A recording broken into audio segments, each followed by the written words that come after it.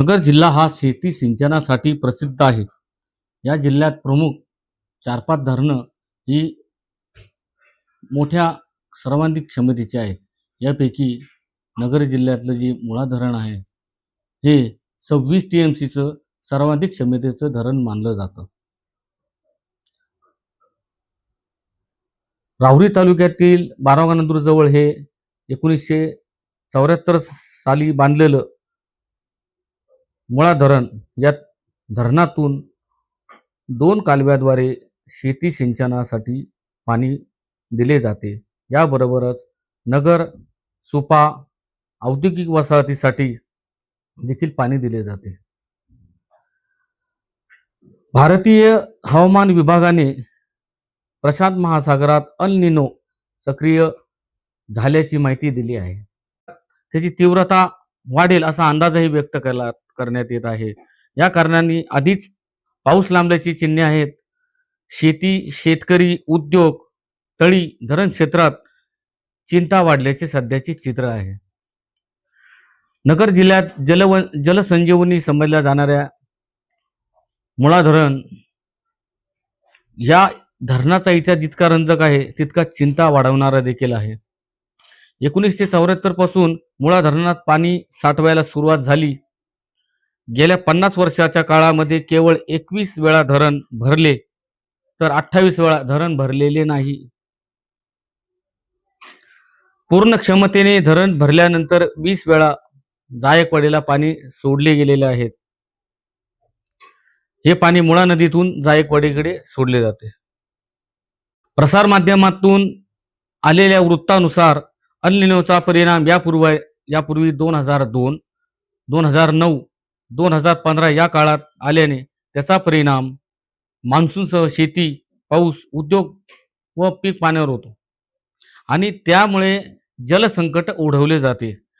मुळा धरणाची माहिती लक्षात घेता सर्वाधिक 26,000 दशलक्ष घनफूट म्हणजे 26 टीएमसी क्षमतेच्या धरणात 2000 ते 2003 हे 4 वर्ष, 2009 तसेच 2012 ते 2015 ही 4 वर्ष सलग धरण पूर्ण क्षमतेने भरलेले नव्हते. 2003 मध्ये सर्वाधिक कमी म्हणजे 4302 दशलक्ष घनफूट इतका साठा होता. तर 2009 मध्ये या धरणामध्ये सर्वात कमी 4325 दशलक्ष घनफूट, तर 2012 मध्ये 4387 दशलक्ष घनफूट इतका नीचांकी साठा होता.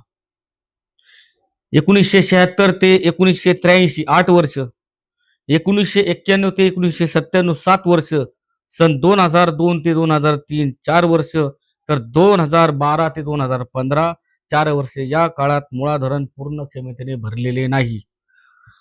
तर हा सगळा इतिहास पाहता सध्या अल निनोचे जे संकट गहिरं झालेले आहे आणि आता सध्या मुळा धरणातून रोटेशन चालू आहेत. आजचा मुळा धरणाचा हा पाणी साठा 7.25 टीएमसी इतका शिल्लक आहे, तर उपयुक्त साठा हा 2.25 टीएमसी इतका शिल्लक आहे.